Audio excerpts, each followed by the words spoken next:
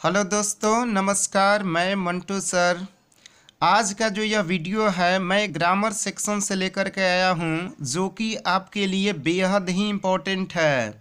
यहाँ पर मैं आपको कुछ की वर्ड यानी कि मैं ट्रिक बताऊंगा, जिसकी सहायता से आप अपने एग्ज़ाम में 15 से 20 मार्क्स ग्रामर सेक्शन में बिल्कुल लेकर के आप आ जाएंगे। तो यहाँ पर मैं जो भी ट्रिक बताऊंगा वो हर बार पेपर में आए हुए हैं, तो इस बार भी आने की बहुत ज़्यादा संभावना है।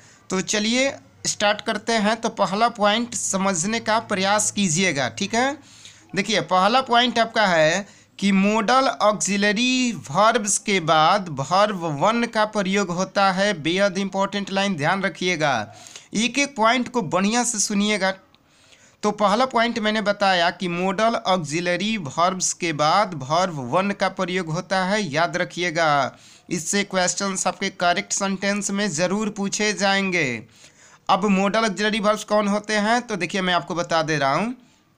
अगर आपने कॉपी कलम नहीं लाया है तो आप लेकर के जल्दी से आ जाएं और वो जो मॉडल ऑक्सिलरी वर्ब्स है वो नोट कर लीजिएगा। अगर मालूम है तो अच्छी बात है। तो देखिए, मॉडल ऑक्सिलरी वर्ब्स 10 होते हैं। कौन कौन? ये आपका हो जाएंगे will, would, shall, should, can, could, may, might, must, ought to. फिर से मैं रिपीट कर दे रहा हूँ। Will, would, shall, should, can, could, may, might, must, ought to. इनके बाद जब भी वर्ब आएगा आपका वर्ब वन आएगा, ठीक है। याद रखिएगा, ये पहला पॉइंट बेहद इंपॉर्टेंट है। दूसरा पॉइंट पर आप ध्यान दीजिएगा कि लेट, एलिटी, let, make, see, hear, did, dare not, had better, had rather, nothing but के बाद भी वर्ब वन का प्रयोग होता है। यानी कि पॉइंट नंबर 1 और पॉइंट नंबर 2 बिल्कुल सेम है, वर्ब वन का प्रयोग। याद रखिएगा, लेट, एलिटी, let, MEK, make, see, hear, bid, dare not, had better, had rather, nothing but के बाद वर्ब का कौन सा रूप? पहला रूप का प्रयोग होगा, याद रखिएगा। एग्जाम्पल को समझिए। अगर मैं कहूँ कि लेटस प्ले, बिल्कुल सही है। अगर लेटस टू प्ले कहेगा तो आपका गलत हो जाएगा। तो point number 1 model auxiliary verbs के बाद वर्ब वन, और ये कुछ शब्द हैं इनके बाद भी वर्ब वन का प्रयोग होता है। देखिए, इनसे क्वेश्चन पूछे ही जाएंगे, आप बिल्कुल यहाँ पर ध्यान से सुनने का प्रयास कीजिएगा। तीसरा पॉइंट आपका है कि निम्नलिखित प्रीपोजिशन के बाद वर्ब का ING रूप लगता है। बेहद इंपॉर्टेंट क्वेश्चन, मार्क कर लीजिए इसे। निम्नलिखित प्रीपोजिशन के बाद वर्ब का ING रूप लगता है। वे प्रीपोजिशन कौन कौन से हैं? At, in, on, of, from, with, for, after, before, beside, ये प्रीपोजिशन है। यदि इनके बाद वर्ब का प्रयोग होगा तो वो वर्ब कौन सा? V4, याद रखिएगा। इससे क्वेश्चंस पूछे ही जाएंगे आपके। अब एग्जाम्पल को समझिए। I am fond of teaching, बिल्कुल सही है, क्योंकि देखिए ऑफ प्रीपोजिशन है और इसके बाद आपका क्या आ गया? V4 आ गया। तो पॉइंट नंबर 1, 2, 3 से क्वेश्चंस जरूर पूछे जाएंगे। अब चलते हैं पॉइंट नंबर 4 पर। ये भी इम्पोर्टेंट है, ध्यान दीजिएगा। वैसे तो सभी इम्पोर्टेंट है, सबको आपको अच्छी तरह से समझ लेना है। देखिए, जब भविष्य की दो घटनाओं का जिक्र हो, तो जब भी फ्यूचर का 2 सेंटेंसेस मिले और एक में आपका if, when, unless, until, as soon as से शुरू होने वाले क्लॉज की क्रिया सिंपल प्रेजेंट में होगी। फिर से ध्यान से सुनिएगा। देखिए, जब भविष्य की 2 घटनाओं का जिक्र हो, यानी कि 2 घटना हो कि जैसे यदि तुम आओगे तो मैं तुम्हें पढ़ाऊंगा, ये दोनों हो गया फ्यूचर का। तो जब भविष्य की 2 घटनाओं का जिक्र हो तो if, when, unless, until, as soon as से शुरू होने वाले क्लॉज की क्रिया सिंपल प्रेजेंट में होगी। यानी कि एक जो होगा if, when, unless, until, as soon as के साथ प्रेजेंट इंडेफिनिट, और बाद का हो जाएगा फ्यूचर इंडेफिनिट। बेहद इंपॉर्टेंट लाइन है, ध्यान रखिएगा। एग्जाम्पल को समझिए। एग्जाम्पल में आपका देखिए क्या सेंटेंस है। If you work hard you will pass. तो यही ना मैं आपको बताया कि if, when, unless, until, as soon as से शुरू होने वाले क्लॉज की क्रिया सिंपल प्रेजेंट में होगी। तो यहाँ पर देखिए इफ़ यू वर्क हार्ड, तो ये आपका क्या हो गया, प्रेजेंट इंडेफिनिट, और you will pass future indefinite. Next चलते हैं पॉइंट नंबर 5 की तरफ। तो ध्यान से इसे समझिएगा क्योंकि ये कंबाइन में भी आएगा और आपका करेक्ट सेंटेंस में भी। अनटिल तथा अनलेस, देखिए अनटिल तथा अनलेस, यहाँ पर दोनों जगह अनटिल है लेकिन आप एक अनलेस पढ़िएगा क्योंकि एग्जाम्पल में देखिए मैंने दिया हुआ है अनलेस। तो अनटिल तथा अनलेस, इनसे आरंभ होने वाले वाक्य में कभी भी नॉट का प्रयोग नहीं होता है। देखिए अनटिल और अनलेस में क्या अंतर है। तो अनटिल का मतलब होता है जब तक नहीं, और अनलेस का भी अर्थ होता है जब तक नहीं।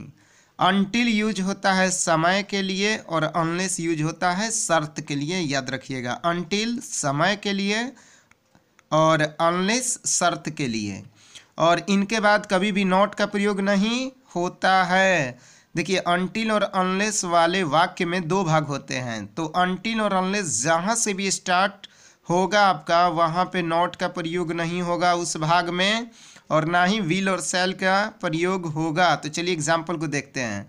तो unless you do not labour hard, देखिए यहीं पे गलत हो गया क्योंकि मैंने आपको बताया कि अनलेस के बाद निगेटिव नॉट का प्रयोग नहीं होगा। तो सेकंड आप एग्जाम्पल को देखिए, unless you labour hard you will fail, यदि तुम कठिन मेहनत नहीं करोगे तो तुम फेल हो जाओगे। पॉइंट नंबर 6 देखिए क्या कहता है, येट का प्रयोग, YET, येट का प्रयोग प्रेजेंट परफेक्ट टेंस के निगेटिव सेंटेंस तथा वाक्य के अंत में प्रयुक्त होता है।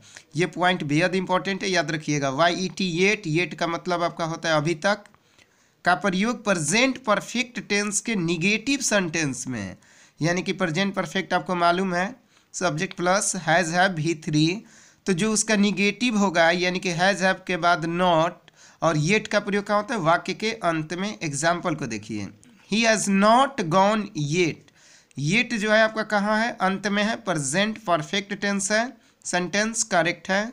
तो याद रखिएगा कि येट का प्रयोग प्रेजेंट परफेक्ट टेंस के निगेटिव में, वो भी कहाँ, वाक्य के अंत में। नेक्स्ट आपका है 7 नंबर पॉइंट, ध्यान से देखिएगा इसे। इट इज या दिस इज, देखिए इट इज या दिस इज के बाद यदि सुपरलेटिव डिग्री आए और उसके बाद देखिए अगर कोई भाग होगा सेंटेंस का, तो वो भाग कौन सा होगा, प्रेजेंट परफेक्ट टेंस का होगा, ध्यान रखिएगा। इट इज या दिस इज से वाक्य की शुरुआत हो और उसके बाद सुपरलेटिव डिग्री आपका हो और उसके बाद आपका प्रेजेंट परफेक्ट टेंस का प्रयोग होता है। तो एग्जाम्पल को समझिएगा, इट इज़ द बेस्ट, देखिए द आपका है superlative degree, it is the best, it is से वाक्य की शुरुआत है, द है, it is the best that. अब दैट के बाद दूसरा भाग पे आप ध्यान दीजिएगा, यू हैव डन, आपका एरर इसी भाग में दे देगा। यू हैव डन है तो इज MR में भी दे सकता है या कुछ भी करेगा, लेकिन आपको ध्यान रखना है कि प्रेजेंट परफेक्ट टेंस होना चाहिए। नेक्स्ट आपका है 8वां नंबर पॉइंट कि द लास्ट वीक और लास्ट वीक, देखिए दो है, तो द लास्ट वीक के मैंने पहले फॉर का यूज़ किया है और लास्ट वीक के पहले सिंस का। तो ये पॉइंट याद रखिएगा कि the last week, the last year, the last month के पहले फॉर, और सिंस का यूज कब होगा, लास्ट वीक। देखिए द लास्ट वीक कहने का मतलब होगा आप क्या, पीरियड ऑफ टाइम, यानी कि अनिश्चित समय, तो वहाँ पर फॉर, और सिंस हुआ लास्ट वीक यानी कि पिछले सप्ताह, तो यहाँ पे आपका क्या हो जाएगा, सिंस। एग्जाम्पल को समझिए, I have been playing for the last week, देखिए द लास्ट वीक आया तो आपका फॉर बिल्कुल सही है। 9 नंबर पॉइंट भी बेहद इंपॉर्टेंट है, ध्यान से सुनिएगा। वर्तमान के unfulfilled wish, condition, desire, I wish, he wishes, if, इनके बाद वर्ब वर का प्रयोग होता है। वर्तमान की इच्छा, जैसे काश में राजा होता, काश में पक्षी होता, तो ध्यान रखिएगा ऐसे वाक्यों को कैसे बनाते हैं, if I were A bird, यदि मैं पक्षी होता, यदि मैं राजा होता, if I were a king, याद रखिएगा एक ही वर्ब आता है, वो भी कौन सा, वर।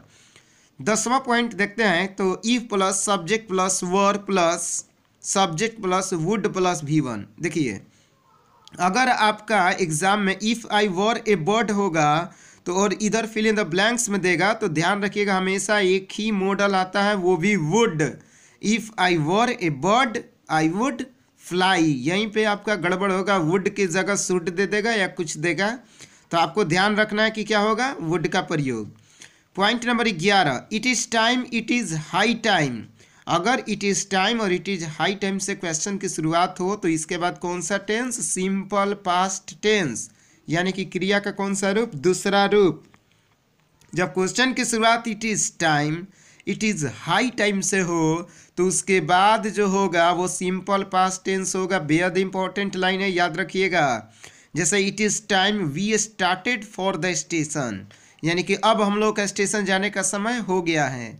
यानी कि इट इज़ टाइम और इट इज़ हाई टाइम से वाक्य की शुरुआत हो तो इसके बाद कौन सा आपका सिंपल पास्ट टेंस। तो अभी तक आपने कितने रूल्स को देखा, 11 रूल्स को आपने देखा। नेक्स्ट आपका रूल है 12 नंबर जो है वो मॉडल का मैं ट्रिक आपको बताने जा रहा हूँ, जो कि आपके एग्जाम में 3 मार्क्स तो बिल्कुल ही दिला देंगे। तो ये मॉडल का ट्रिक बिल्कुल ध्यान से सुनिएगा। आपको मालूम है जैसा कि मैंने रूल नंबर 1 में आपको बताया कि मॉडल कितने होते हैं, 10 होते हैं, और इनके बाद कौन सा वर्ब, वर्ब वन का प्रयोग होता है मॉडल ऑक्सिलरी वर्ब्स के बाद। तो यहाँ पर मैं आपको कुछ की वर्ड यानी कि कुछ वर्ब बताऊंगा, वो यदि आपको वाक्य में दिखते हैं तो जो मैं मॉडल बताऊंगा उसे आप फिल कर दीजिएगा। तो एक एक वर्ब को ध्यान से सुनिएगा और वो मॉडल आप यूज कर सकते हैं और बिल्कुल आपका सही होगा। तो ट्रिक में पहला है, देखिए पहला वर्ड है स्पीक, दूसरा है सॉल्व, तीसरा आपका है स्विम, चौथा है क्लाइंब, पांचवा है रन, 6 नंबर है ड्राइव, 7 नंबर है लिफ्ट। तो इतना वर्ब यदि किसी क्वेश्चन में मिलता है और मॉडल भरने की बात करें तो कैन आप फिल कर दीजिएगा, क्योंकि कैन के यूज़ आपने ज़रूर पढ़ा होगा कि कैपेसिटी का बोध कराता है, एबिलिटी बताता है। यदि आपने मॉडल नहीं भी पढ़ा होगा तो बस ये आप वर्ब्स याद करके जाइए और आपका 3 नंबर तो बिल्कुल मिल जाएंगे। तो आप ये वर्ड को याद रखिएगा, इन वर्ब्स को, ये speak, solve, swim, climb, run, drive, lift के साथ हमेशा कौन सा मॉडल, कैन। नेक्स्ट चलते हैं, उससे पहले कम से कम आप लोग इस वीडियो को शेयर कर दीजिए, क्योंकि अब 2 दिन तो ही है और ये बेहद इम्पोर्टेंट है। अपने सभी दोस्तों को शेयर कर दीजिएगा और लाइक तो आप लोग वैसे भी कर ही देते हैं। तो पॉइंट नंबर 2, अब चलते हैं वर्ब की तरफ। पहला तो कैन आपका हो गया, दूसरा देखते हैं कम इन। एक एक वर्ब को, एक एक शब्द को ध्यान से सुनिएगा। Come in, go out, live long, rain, sit, so that. फिर से सुनिएगा, come in, go out, live long, rain, sit, so that. ये वर्ब्स अगर आपको किसी भी वाक्य में मिलते हैं तो कौन सा मॉडल, में, बिल्कुल याद कर जाइएगा, में मॉडल यूज कीजिएगा इनके साथ। नेक्स्ट आपका है lost, love, help, respect, suggest, proposed. इनके साथ हमेशा आप शुड ले लीजिएगा। देखिए आपने मॉडल पढ़ा या नहीं पढ़ा ये इंपॉर्टेंट नहीं है, 3 मार्क्स आने आपके चाहिए। अगर आपने इसको नहीं पढ़ा है तो बस ये वर्ब्स आप याद कर लीजिए, आपको 3 नंबर ज़रूर आ जाएंगे।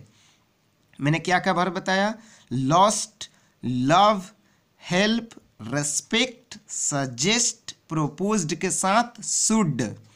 नेक्स्ट है आपका कि like to, rather, you mind, I wish. If plus past tense तो हमेशा एक ही मॉडल आता है, वुड का, याद रखिएगा।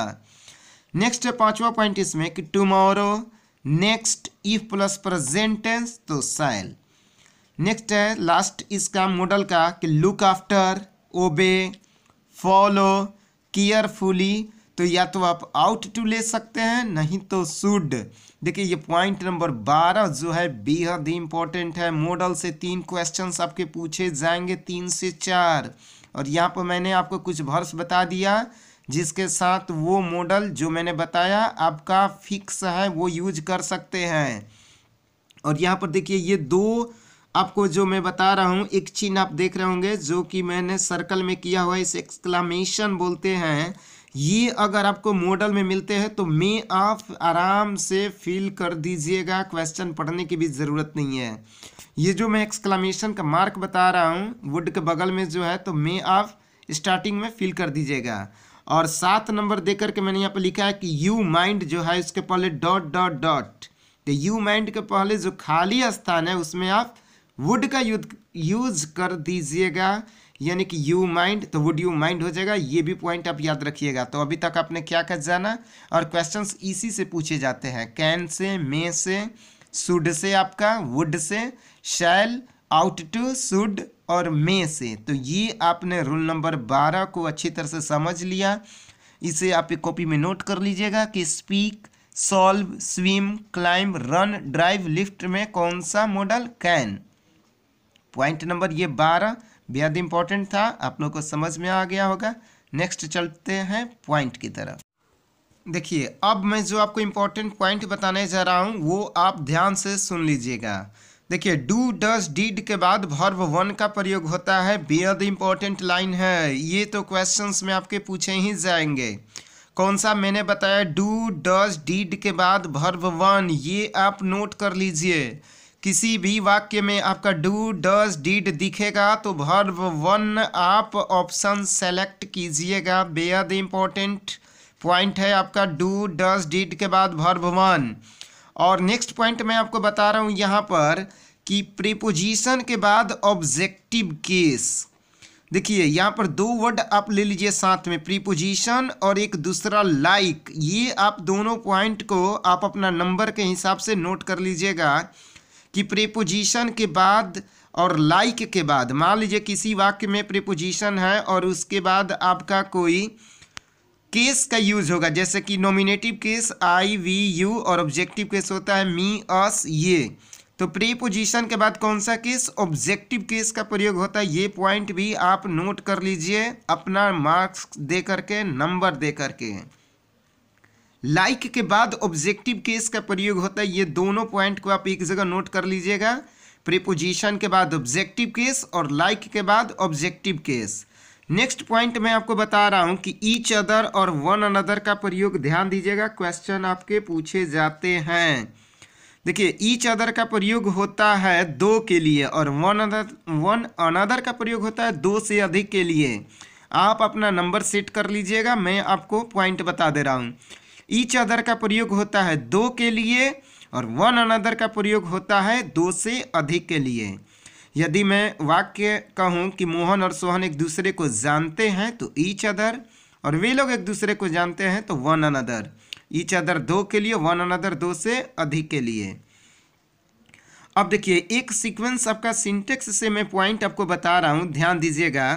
1 2 3 गलत मामला के लिए आपने सिंटेक्स में ज़रूर पढ़ा होगा, और 2 3 1 सही मामला के लिए। देखिए 1 2 3 का मतलब हुआ आपका, यहाँ पर पर्सन की मैं बात कर रहा हूँ, जैसे 1 का मतलब फर्स्ट पर्सन, 2 का मतलब सेकंड पर्सन, 3 का मतलब थर्ड पर्सन।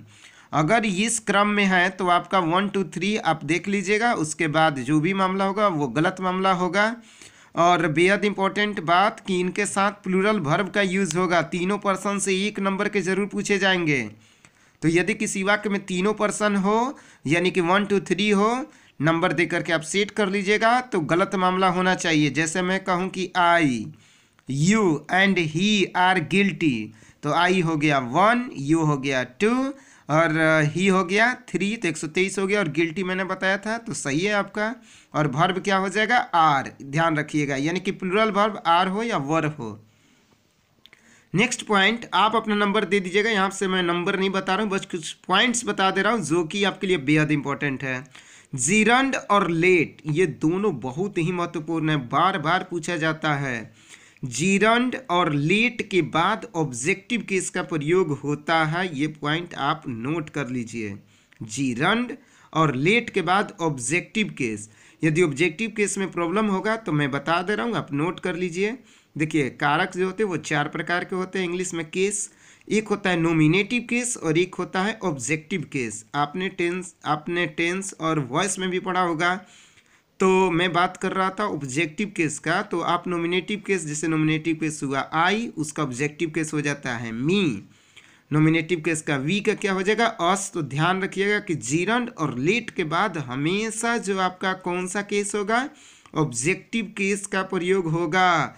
ऑब्जेक्टिव केस आपके हो जाएंगे मी, अस, यू, हिम। ये पॉइंट्स आप अपना नंबर दे करके 11 के बाद जो भी हो 12, 13, 14, 15 आप दे दीजिएगा और इन पॉइंट्स को आप बिल्कुल याद कर जाइएगा। ठीक है। अब नेक्स्ट मैं पॉइंट आपको बता देता हूं, आइदर का प्रयोग। आइदर का प्रयोग हमेशा याद रखिएगा कि दो के लिए होता है, यानी दो में से कोई एक के लिए किसका यूज होगा, आइदर का यूज होगा। बेहद ही इंपॉर्टेंट पॉइंट है, ये आप याद रखिएगा कि आइदर का प्रयोग कितने के लिए, दो के लिए, यानी कि दो में से कोई एक। ठीक है।